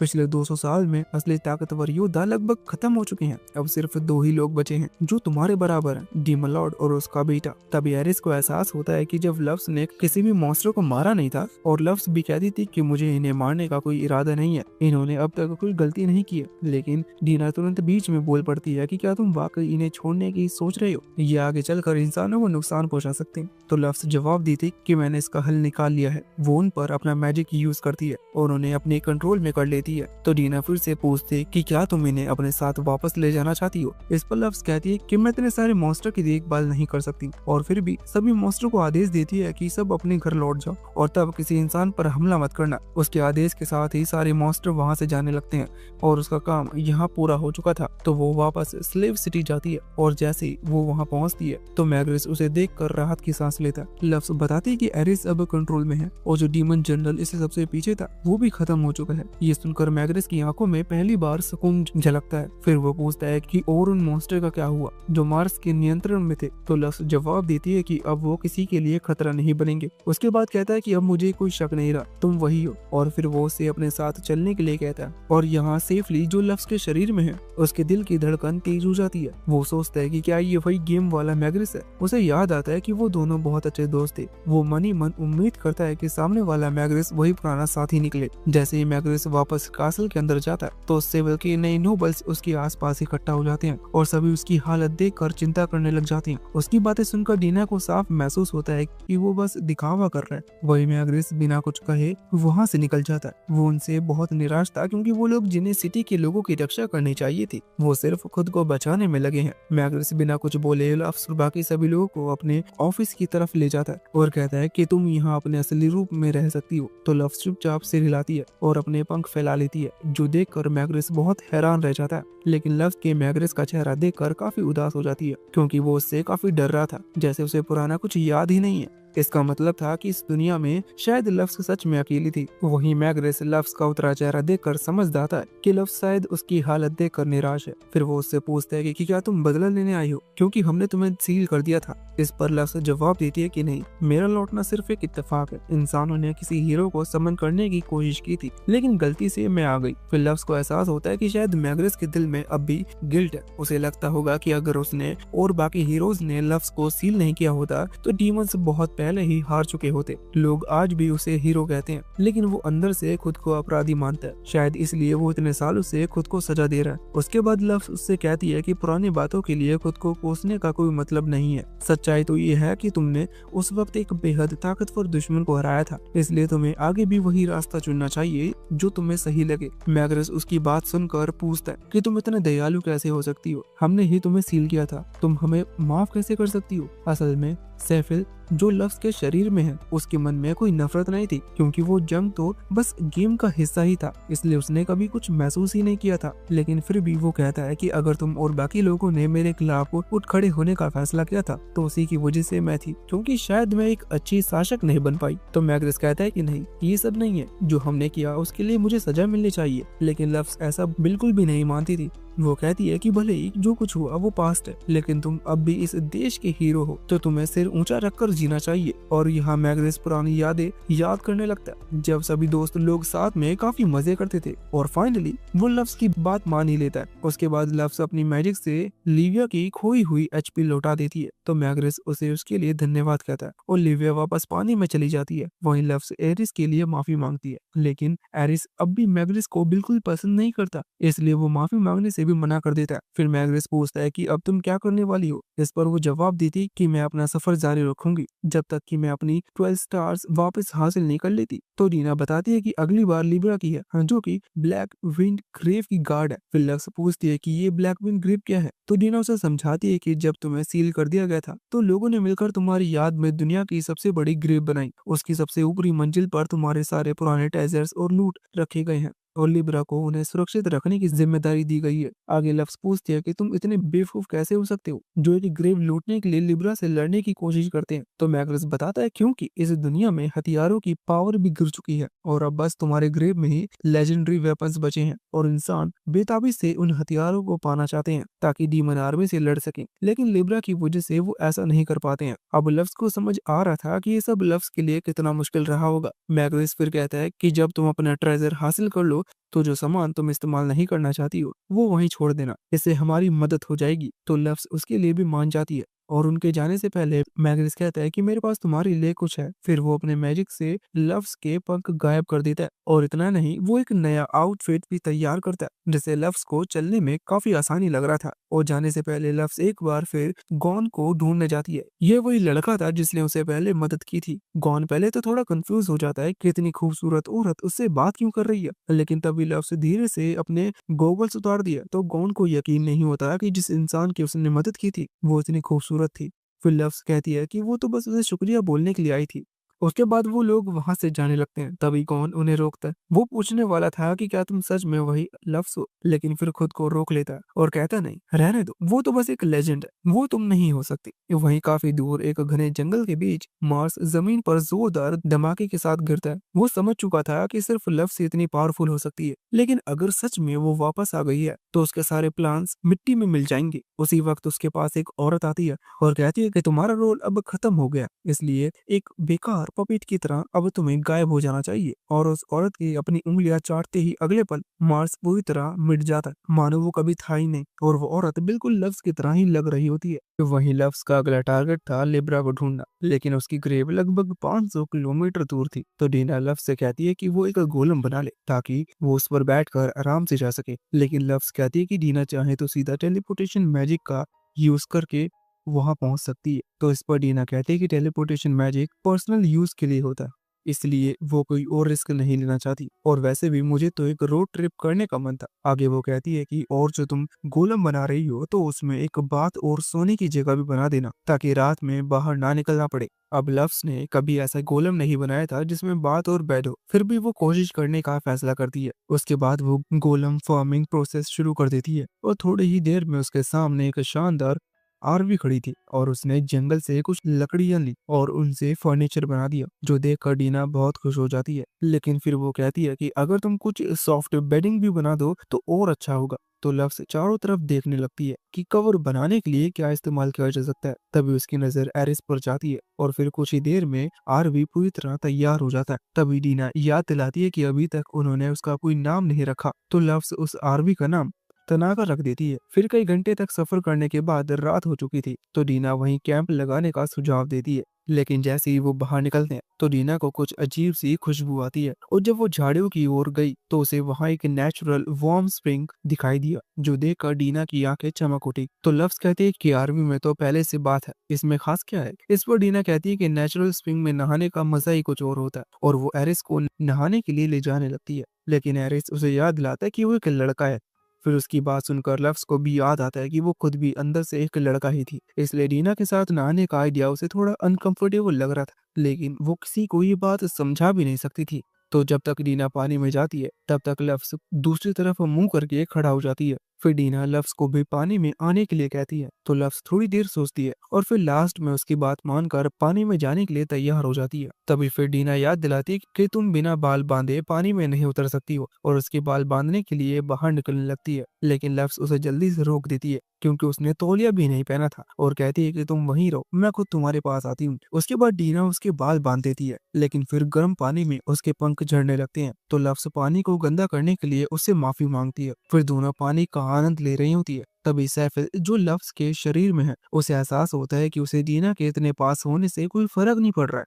वो सोचता है कि मेरी पिछली जिंदगी में मैं कोई साधु तो नहीं था, फिर भी ऐसा क्यों हो रहा है। डीना भी नोटिस करती है कि लफ्ज कहीं खोई हुई है, और उसके कुछ पूछने से पहले ही उसकी नजर पास के पत्थर पर बैठे मेंढक पर जाती है, तो वो उसे लफ्ज को भी दिखाती है। इस पर लफ्ज कहती है कि मेंढक ही तो है, इसमें क्या खास बात है। तो डीना समझ जाती है कि हरे वाले मेल हैं और गुलाबी वाले फीमेल, और जब मेल ज्यादा हो जाते हैं तो वो आपस में लड़कर फैसला करते हैं कि कौन सा फीमेल के लायक है। और सबसे मजेदार बात तब होती है जब आखिर दो मेल बचते हैं, तो वो रॉक पेपर सीजर खेलते हैं, और जो हार जाता है वो फीमेल में बदल जाता है। अब ये सुनकर सैफिल सोच में पड़ जाता है कि क्या लफ्ज की बॉडी में रहने के कारण मेरी पसंद भी बदल रही है, लेकिन फिर वो तुरंत सिर हिलाते हुए कहता है कि नहीं, ऐसा कभी नहीं हो सकता। कुछ देर बाद दोनों आरवी में लौट आते हैं, और एरिस से कहती है कि अब वो जाकर नहा सकता है, तो एरिस भी नहाने के लिए चला जाता है। अगले दिन सब लफ्स की कब्र पर पहुंचते हैं, तो उसे देखकर लफ्स हैरान रह जाती है क्योंकि वो बहुत विशाल था और उसके चारों ओर पूरा एक शहर बसा हुआ है। डीना बताती है कि जब बहुत सारे एडवेंचर्स तुम्हारी कब्र लूटने आने लगे तो व्यापारियों ने यहाँ दुकान लगा ली ताकि वो उन्हें सामान बेच सकें। फिर धीरे धीरे लोग यहाँ बसने लगे और तुम्हारी कब्र अब तो एक टूरिस्ट स्पॉट बन चुकी है। ये जानकर एरिस गुस्से में आग बबूला हो जाता है। उसे यकीन नहीं होता कि कोई लुफ्स जैसी महान हस्ती की इस तरह बेइज्जती करने की हिम्मत कर सकता है। वो गुस्से में कहता है कि मैं अभी के लिए इस पूरे शहर को तबाह कर दूंगा, लेकिन लफ्स तुरंत उसे रोकती है और कहती है कि किसी की जान बिना वजह नहीं जानी चाहिए। फिर वो सीधे कब्र के अंदर जाने का डिसाइड करते हैं, और जैसे ही वो कब्र की गेट के पास पहुंचते हैं उन्हें कुछ एडवेंचर्स मिलते हैं जो बहुत ही चिंतित दिख रहे होते हैं। उनमें से एक बताता है कि 2 महीने पहले हमने एक स्क्वाड भेजी थी ताकि अंदर के नए एरिया का नक्शा बना सकें, लेकिन वो अब तक लौटी नहीं। हमें डर है कि उनके साथ कुछ हुआ ना हो। ये सुनकर लफ्स और बेचैन हो जाता है। उसे लिब्रा को जल्दी से जल्दी ढूंढना था ताकि किसी और की जान ना जाए। एडवेंचर्स देखते हैं कि लफ्स और उसकी टीम अंदर जा रही है, तो वो चेतावनी देते कि अंदर से कोई भी बाहर नहीं आ सका। तो लफ्स जवाब देते कि चिंता मत करो, हम इससे निपट सकते हैं। इतना कहकर वो लोग कब्र के अंदर चले जाते हैं। तभी अचानक उन्हें महसूस होता है कि कोई उनकी तरफ आ रहा है, और फिर अंधेरे से धीरे धीरे एक गोलम बाहर निकलता है। ये वही गोलम था जिसे लफ्स ने 2 साल पहले बनाया था। डीना समझाती है कि जब लफ्स को सील किया गया था तो बहुत सारे गोलम्स यहाँ बच गए थे। तब से वो इस जगह पर भटक रहे हैं, और जो भी अंदर घुसने की कोशिश करता है उस पर हमला कर देते हैं। वो आगे कहती है कि लेकिन ये दोस्तों और दुश्मनों में फर्क कर सकता है, और लगता है ये अब भी तुम्हें और एरिस को पहचान रहा है। लेकिन तभी गोलम अचानक डीना पर हमला कर देता है। शायद गोलम डीना को भूल गया है, जैसे वो दोनों भी पहले डीना को भूल चुके हैं। तो लफ्स तुरंत गोलम को मारने का सोचती है, लेकिन तभी बाहर से वही एडवेंचर की टीम आती है जो उनसे बाहर मिला था। उनका नाम था हॉकाई। वो बताते हैं कि हम तुम्हारे पीछे आए थे क्योंकि हमें लगा तुम मुसीबत में पड़ सकती हो। और फिर हॉकाई पार्टी कूद कर बीच में आ जाती है ताकि डीना को उस गोलम से बचा सके। हॉकाई पार्टी अपने अटैक में काफी तालमेल के साथ काम कर रही होती है, लेकिन उस गोलम का लेवल उनसे बहुत ज्यादा था, तो वो उससे पूरी तरह से हार नहीं पाते। इसलिए लफ्स एरिस को उनकी मदद करने के लिए कहती है, और अगले ही पल एरिस अपने जलते हुए मुक्के से गोलम को जोरदार घूंसा मारता है, और एक ही पंच में गोलम का काम तमाम हो जाता है। फिर धूल बैठने के बाद एडवेंचरस का लीडर जॉन एरिस के पास दौड़ कर आता है और पूछता है कि तुमने अटैक कैसे किया। तो एरिस नर्वस हो जाता है क्योंकि जॉन बहुत ज्यादा करीब आ गया था। तो लफ्स बीच में आकर कहती है कि थोड़ा दूर रहो, तुम उसे डरा रहे हो। इस पर जॉन तुरंत पीछे हटता है और माफी मांगता है। उसके बाद एडवेंचर की टीम अपना इंट्रोडक्शन देती है। जॉन वॉरियर क्लास का एडवेंचर था, वहीं निक लाइट वॉरियर और रिचर्ड हैवी वॉरियर होता है।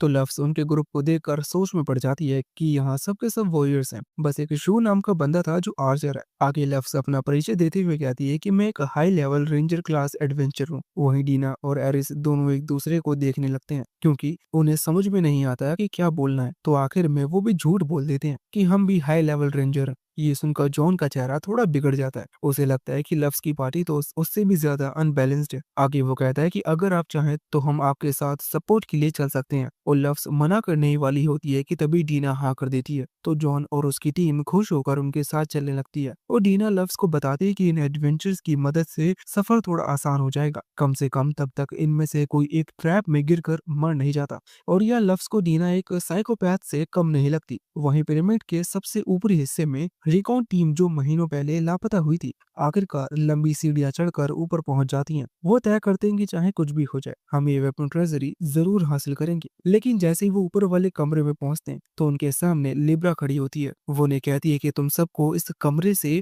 10 सेकंड के अंदर बाहर निकल जाना चाहिए, वरना मैं सबको खत्म कर दूंगी। इस पर एडवेंचर्स उसे समझाने की कोशिश करते हैं कि हम तुम्हारे दुश्मन नहीं है, हमें हथियार चाहिए ताकि हम डीमन से लड़ सकें। लेकिन लिब्रा को इससे कोई फर्क नहीं पड़ता, और जैसे ही काउंटडाउन 0 पर पहुंचता है तो वो ब्रेक गेम प्रोग्राम एक्टिवेट कर देती है, जिससे एक एनर्जी बबल बनता है और एडवेंचर्स को उसके साथ सील कर देता है ताकि वो उन्हें वहीं मार सके। वहीं दूसरी तरफ लव्स को अब थोड़ा पछतावा होने लगता है कि उसने हॉकाई पार्टी को साथ आने दिया, क्योंकि इन लोगों को तो ये समझ में नहीं आता कि वो कितने कमजोर है। हर बार जब भी रास्ते में कोई गोलम आता तो ये सब मार खाने के लिए आगे कूद जाते, और फिर हर बार लव्स को मजबूर होकर उन्हें बचाना पड़ता। और मजेदार बात ये थी कि एडवेंचर सच में सोचते थे कि उन्होंने ही गोलम को हराया है। फिर धीरे धीरे उनका ग्रुप आखिरी गाजिन गोलम तक पहुंचता है, और ये बाकी सबसे कहीं ज्यादा ताकतवर था। लव समझ जाती है कि अगर ये एडवेंचर इस गोलम के सामने गए तो एक झटके में इनकी चटनी बन जाएगी, इसलिए वो उन्हें पीछे हटने के लिए कहती है। तो एडवेंचरस उन्हें रोकने की कोशिश करने लगते हैं, तो डीना उन्हें समझाती है कि टेंशन मत लो, लव्स के पास एक प्लान है। यूं सुनकर वो उसकी मानकर पीछे हट जाते हैं, और लव्स आगे बढ़ती है। फिर सबसे पहले वो गोलम से पूछती है कि क्या तुम मुझे पहचानते हो। ये सुनकर गोलम कुछ सोचने लगता है, लेकिन फिर अचानक से उस पर हमला कर देता है। तो लव्स बिना किसी हिचकिचाहट के अपने एक ही तेज वार में गोलम को बीच से 2 हिस्सों में काट देती है। उसके बाद वो सीढ़ियों की तरफ बढ़ने लगती है, लेकिन तभी पीछे से गोलम की आवाज आती है जो कहता है वेलकम होम। तो लव्स रुकती है और कहती है कि वो 2 साल तक इस जगह की रक्षा करने के लिए शुक्रिया, तुम्हारा काम अब पूरा हो चुका है, अब तुम आराम कर सकते हो। ये सुनकर गोलम को भी राहत मिलती है, और फिर वो धीरे धीरे उसका पावर डाउन हो जाता है। उसके बाद लव्स आगे बढ़ने लगती है, लेकिन एडवेंचर्स फिर से उसे रोकते हैं और अकेले जाने से मना करते हैं। तो लव्स अब तंग आ चुकी थी। वो कहती है कि अगर लिब्रा ने तुम पर हमला कर दिया तो तुम सेकंड्स भर भी नहीं टिक पाओगे। ये सुनकर वो लोग खामोश हो जाते हैं, क्योंकि वो जानते थे लव सही कह रही है। लेकिन जाने से पहले वो उससे पूछते हैं कि तुम आखिर हो कौन, क्योंकि जिस तरह तुमने उस गोलम को एक बार में मिटा दिया वो कोई आम इंसान नहीं कर सकता है। इस पर लव कुछ पल के लिए सोचती है, और फिर वो उन्हें साफ साफ कह देती है कि उसे उनके सवालों का जवाब देने का कोई इरादा नहीं है, और बिना कुछ बोले ऊपर की तरफ बढ़ जाती है। डीना और एरिस भी कहते हैं कि वो यहीं नीचे उसका इंतजार करेंगे, क्योंकि उन दोनों में से कोई भी लिब्रा के ब्रेकियम का सामना नहीं कर सकता। मतलब ये लड़ाई लव्स को अकेले ही लड़नी होगी। फिर जैसे ही लव्स सीढ़ियां चढ़ती जाती है तो वो सोच में पड़ जाती है कि उसे दुख क्यों महसूस हुआ जब उसने उस गोलम को मारा था। भले ही वो लव्स की ही बनाई हुई चीज थी, लेकिन उसके लिए तो ये बस एक गेम का हिस्सा था, इसलिए उसे यहाँ कुछ गड़बड़ लगती है। लेकिन फिलहाल ये सब सोचने का वक्त नहीं था। आखिरकार लव्स ऊपर तक पहुंच जाती है, और वहां सामने लिब्रा उसका इंतजार कर रही होती है, और वो लव्स को भी वही बात कहती है कि 10 सेकंड के अंदर यहाँ से निकल जाओ, वरना मैं तुम्हें मारने पर मजबूर हो जाऊंगी। लेकिन लव्स कुछ नहीं बोलती, वो बस अपना चश्मा उतारती है और अपने पंख फैलाकर अपनी असली पहचान दिखाती है। तो लिब्रा उसे ध्यान से देखती है, और फिर अचानक टाइमर रोक देती है। वो उसे देखकर जैसे प्रोसेस ही नहीं कर पा रही थी, क्योंकि उसके सामने जो खड़ी थी वो 99% लव्स जैसी दिख रही थी। फिर भी वो उस पर यकीन नहीं कर पा रही थी, क्योंकि लव्स का हीरोज के साथ बैटल में बच जाना इम्पॉसिबल था। और ज्यादा सोचने से लिब्रा की सिस्टम में शॉर्ट सर्किट शुरू हो जाती है। तो लव्स उसे कहती है कि ज्यादा मत सोचो, वरना तुम्हारा प्रोसेस जल जाएगा। लेकिन अब बहुत देर हो चुकी थी, लिब्रा पहले से ही डैमेज थी, इसलिए लव्स कहती है कि मैं पास आ रही हूँ ताकि तुम्हारी रिपेयरिंग कर सकूं। और जैसे ही लिब्रा ये सुनती है, उसका डिफेंस प्रोटोकॉल अपने आप एक्टिवेट हो जाता है, क्योंकि उसने अभी तक लव्स को अपने मास्टर के रूप में रिकॉग्नाइज नहीं किया था। वो उसे चेतावनी देती है कि अगर तुमने एक और कदम बढ़ाया तो मुझे फोर्स यूज करनी पड़ेगी। लेकिन लव्स नहीं रुकती और पूछती है कि अब तुम क्या करोगी। और तभी लिब्रा तुरंत उसका ब्रेकियम सिस्टम एक्टिवेट कर देती है, जिससे अचानक पूरी जगह लड़ाई की मैदान में बदल जाता है, जो देखकर लव्स थोड़ी देर के लिए चौंक जाती है। लेकिन जैसे ही लिब्रा उस पर फायरिंग शुरू करती है तो लव्स उससे बचकर भागने लगती है। फिर काफी देर भागने के बाद आखिरकार लव्स को एक ओपनिंग मिलती है और वो लिब्रा पर अटैक कर देती है। अब हालात उल्टे हो चुके थे। अब लव्स उसका पीछे करने लगता है तो लिब्रा उसे दूर रखने के लिए और ज्यादा गन फायर करती है, लेकिन लव्स अपने पंखों से उन बुलेट्स को वापस मोड़ देती है और वो बुलेट्स सीधा लिब्रा की गन को हिट करके उसे डिसेबल कर देती है। लिब्रा फिर कई तरह के अटैक्स आजमाती है, लेकिन लव्स के सामने कुछ भी काम नहीं आता। आखिर में वो अपने डोमेन को डीएक्टिवेट करती है और एक नया डोमेन एक्टिवेट करती है, जिससे लव्स तुरंत समझ जाती है कि लिब्रा का अल्टीमेट अटैक है जो 99,000 का डैमेज देता है। सामान्य तौर पर इस अटैक रेंज में फंसना किसी के लिए भी खतरनाक बात होती है, लेकिन लव्स उल्टा एक्साइटेड हो जाती है क्योंकि ये पहली बार होगा जब उसे इस दुनिया में कोई डैमेज महसूस होगा। फिर जैसे ही लिब्रा अपनी वॉयलेट एनर्जी वेव छोड़ती है तो लव्स को इतना दर्द महसूस होता है जैसे उसे किसी ट्रक ने टक्कर मारी हो, लेकिन उसके पास इतनी एचपी थी कि वो इस पूरे डैमेज को आराम से झेल सके। वो धीरे धीरे आगे बढ़ती रहती है और लिब्रा के सामने पहुंच जाती है तो लिब्रा तुरंत अपने चेहरे के सामने एक लेजर ब्लास्ट छोड़ती है, लेकिन लव्स झुककर उसे आसानी से डोज कर लेती है और इससे पहले कि लिब्रा अपनी स्वॉर्ड आर्म से वार करती, लव्स उसका हाथ पकड़कर उसे वहीं रोक लेती है और उसके इस डैमेज को रिपेयर कर देती है जो उसने इतने सालों से इस ग्रेव की रखवाली करते हुए झेला था। आगे लव्स कहती है कि इतनी देर से वापस आने के लिए मुझे माफ करना, और अब जब लिब्रा के लॉजिक यूनिट्स फिर से सही हो जाते हैं तो वो आखिरकार पहचान जाती है कि उसके सामने खड़ी शख्सियत सच में उसकी मास्टर है और अब उसे इस ग्रेव की रखवाली करने की कोई जरूरत नहीं। तो वो धीरे धीरे खुद को पावर डाउन कर देती है क्योंकि इतने सालों की मेहनत के बाद उसे एक लंबा नैप मिलने की जरूरत थी। तभी लव्स को एक और परेशानी सताने लगती है कि वो ये सब उन एडवेंचर्स को कैसे समझाएगी, और वो भी बिना अपनी पहचान बताए। उसके बाद वो नीचे वापस जाती है और धीरे से कोने से सिर निकाल कर देखती है कि सब कैसा चल रहा है, लेकिन तभी वो हैरान हो जाती है क्योंकि वहाँ सिर्फ डीना और एरिस नजर आते हैं। वो चौंक कर पूछती है कि बाकी एडवेंचर्स कहाँ गए, तो डीना जवाब देती है कि मैंने बस उनके दिमाग में कुछ फॉल्स मेमोरीज डाल दी। लव्स को अचानक याद आता है कि दीना ने पहले बताया था कि उसके पास माइंड मैनिपुलेशन पावर्स है, लेकिन अब उसे अपनी आंखों से देखकर वो थोड़ा डर जाती है। दीना आगे बताती है कि मैंने उनके दिमाग में डाल दिया कि जब वो यहाँ पहुंचे तो लिब्रा पहले से ही घायल थी, इसलिए उन लोगों ने उसे हरा दिया। तो लव्स पूछती है क्या तुमने उन्हें साथ लाने से पहले ये सब प्लान कर लिया था, तो वो हाँ करती है। अब ये जानकर डीना लव्स को थोड़ी खतरनाक लगने लगती है, लेकिन अंदर से शुक्र करती है कि वो डीना की दुश्मन नहीं है, वरना हाल बहुत बुरा होता। खैर अब नीचे सब कंट्रोल में था। वो ट्रेजर रूम जाने का डिसाइड करते हैं और जैसे ही वो बोल्ट में पहुंचते हैं तो तीनों के मुंह खुले रह जाते हैं क्योंकि कमरा चमकदार ट्रेजर से भरा होता है। खासकर लव्स तो खुद को संभाल भी नहीं पा रही थी। वो खुद नहीं समझ पा रही थी कि उसे इतनी बेचैनी क्यों हो रही है। तभी डीना मुस्कुरा कर कहती है कि लव्स को हमेशा से चमकदार चीजें पसंद थी, इसलिए उसने इतने ट्रेजर जमा किए थे और ऐसी जगहों पर वो पागल सी हो जाती है। फिर वो एरिस से कहती है कि जब तक लव्स गोल्ड में उलझी है तब तक हर काम की चीजें चुन लेते हैं। तो लव्स बीच में बोल पड़ती है कि मैं कंट्रोल में हूँ, मुझे गोल्ड से इतना असर नहीं होता, लेकिन उसके दोनों हाथ गोल्ड कॉइन्स और ज्वेल से भरे होते हैं तो किसी को भी यकीन नहीं होता कि वो सच कह रही है। कुछ देर बाद डीना और एरिस सारे यूजफुल चीजें इकट्ठा कर लेते हैं और बाकी चीजें, पुराने वेपन्स और बेकार गोल्ड, वो वहीं छोड़ देते हैं। लेकिन जाने से पहले डीना लव्स से कहती है कि क्या तुम यहाँ के सारे गोलम्स को इकट्ठा कर सकती हो ताकि मैं उन्हें बेस पर टेलीपोर्ट कर दूं। तो लव्स इसके लिए तुरंत मान जाती है, लेकिन तभी उसे एहसास होता है कि डीना सारे गोलम्स की बात कर रही है और इसलिए लव्स को अगले कुछ घंटों तक एक विशाल ग्रेव के हर कोने में घूमना पड़ता है ताकि कोई भी गोलम छूट न जाए। फिर जब आखिरकार सब इकट्ठा हो जाते हैं तो डीना एक साथ सारे गोलम्स को टेलीपोर्ट कर देती है।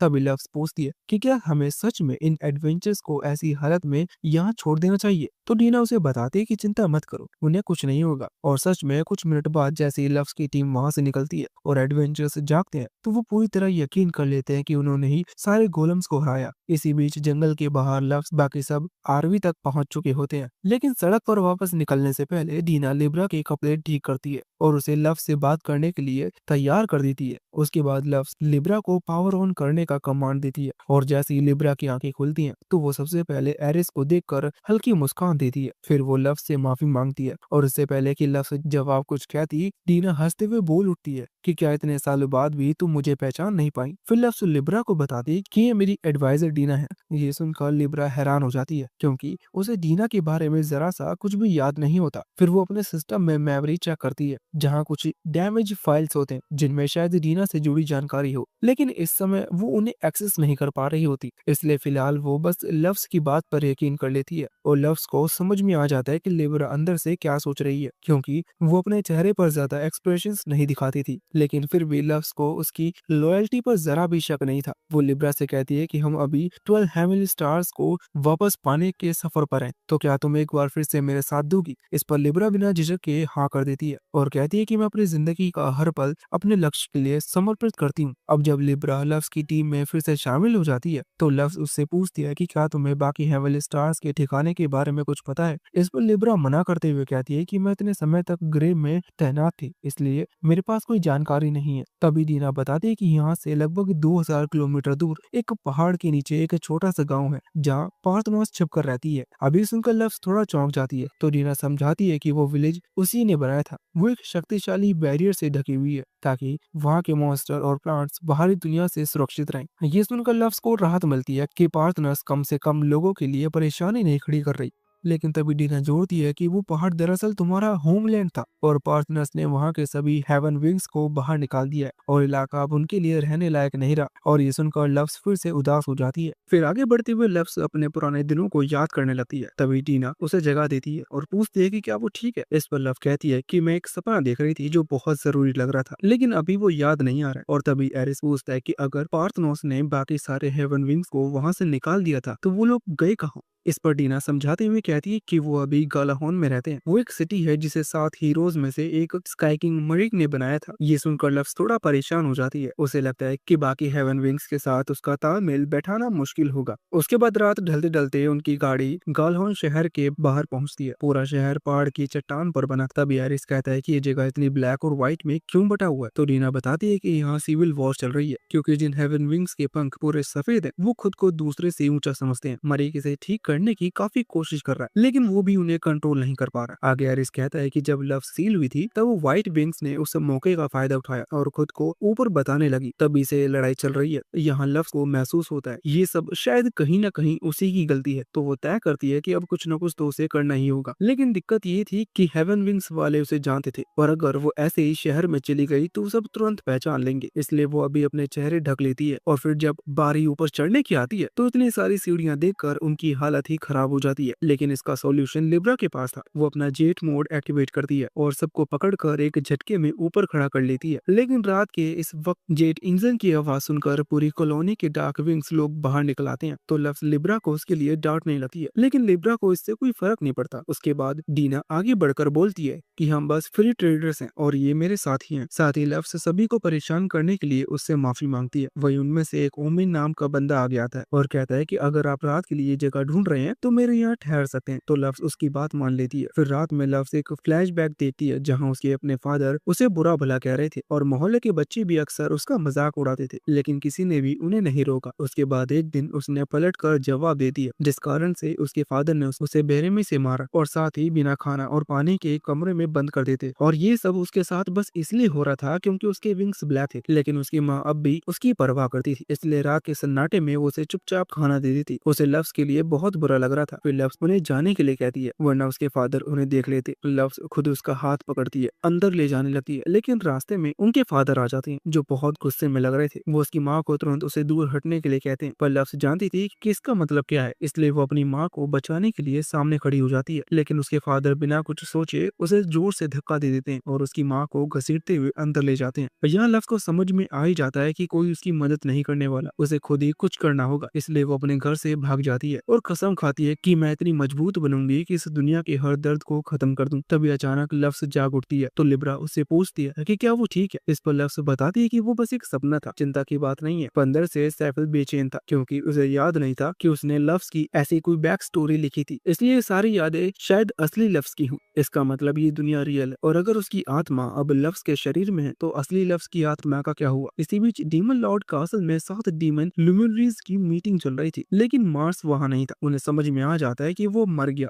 तभी अचानक वहाँ लूमिनर वीनस अंदर आती है और कहती है कि मुझे पता है मार्स के साथ क्या हुआ। तो बाकी लूमिनर्स उससे पूछते हैं कि तुम इतने दिनों से कहाँ थी। इस पर वो कहती है कि मैं उस इंसान का पीछा कर रही थी जिसने मार्स को मारा। इस पर जुपिटर पूछता है कि क्या तुम्हें पता है कि वो कौन था। तो वीनस कहती है कि नहीं, मैं बहुत करीब नहीं जा सकी, लेकिन उसके काले पंख थे। और इतना सुनते ही सबके मन में लफ्ज का नाम आता है, लेकिन सबको यकीन था कि वो तो 200 साल पहले ही मर गई थी। मगर अगर सच में वो वापस आ चुकी है तो पूरी डीमन प्रजाति खतरे में है। लुमिनरीज वीनस से पूछता है कि क्या तुम्हें पता है कि वो अभी कहाँ है। इस पर वीनस जवाब देती है कि मैंने उसे आखिरी बार गाला हॉर्न की तरह जाते हुए देखा था। सब एक दूसरे की तरफ देखते हैं, वो खुद भी गाला हॉर्न जाने वाले थे। तो उनके लीडर ने तुरंत आदेश दिया कि वीनस और जुपिटर तुम दोनों वहां जाओ और उस पर नजर रखो। वहीं अगली सुबह लव्स और बाकी लोग शहर की तरफ निकलते हैं। इस शहर पर अब भी मरीक का राज था, लेकिन उससे मिल पाना आसान नहीं होने वाला था। इसलिए वो सबसे पहले अलग अलग हिस्सों में जाकर जानकारी इकट्ठा करने का डिसाइड करते हैं। फिर एरिस जाने से पहले वो लुफ्स को बताता है कि बहुत समय पहले बार हेवनली स्टार्स में से एक ने मुझे डीमन आर्मी में शामिल होने का न्योता दिया था, तो शायद अब वो उन्हीं के साथ है। ये सुनकर लफ्स अगला टारगेट उसी को रखती है।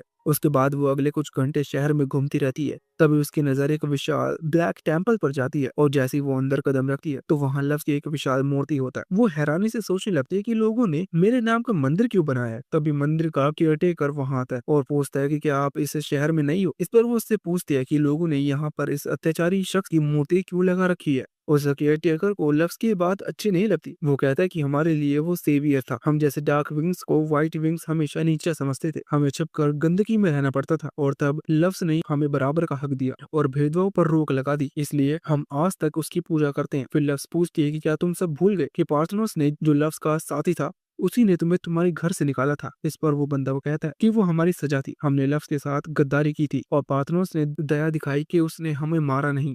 आखिर में वो पूछती है कि तुम लोग अपने किंग मरिक के बारे में क्या सोचते हो। और उसका नाम सुनते ही केयरटेकर की आंखों में गुस्सा और नफरत झलकने लगती है। वो कहता है कि वो आदमी इस धरती पर पैदा हुए सबसे बड़े बेवकूफों में से एक है। खुद को हीरो कहता है, लेकिन उसके किए पापों की कोई हद नहीं है। वहीं दूसरी तरफ शहर के बीचों बीच डीना बेचैनी से किसी का इंतजार कर रही होती है और लिब्रा ऊपर से पूरी जगह को स्कैन कर रही होती है। तभी उसकी नजर डीना पर पड़ती है और वो तुरंत समझ जाती है कि वो किसी का इंतजार कर रही है। वहीं कुछ दूरी पर एक आदमी डीना की तरफ चलता हुआ दिखाई देता है। लिब्रा तुरंत पहचान जाती है कि ये तो एक डीमन है।